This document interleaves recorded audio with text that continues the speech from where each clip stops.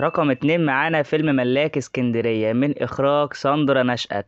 ساندرا نشأت المرة دي هنا عملت لنا جوهرة بمعنى الكلمة. بينت لنا ازاي ممكن ناخد من ممثلين متعودين عليها أداء معين، لا بيت لنا وشوش تانية خالص للفنانين. يعني أحمد عز كان أول دور يعمله بطولة ليه كان فيلم ملاك اسكندرية، وبيت لنا قد إيه قدرته في التمثيل. حاجة تانية برضو زي الفنانة نور، طول الفيلم طالعة بشخصية قوية، دور قوي جدا. وفجأة بيت لنا مشهد بتاع المحكمة وازاي اتكسرت وازاي انهارت في المحكمة.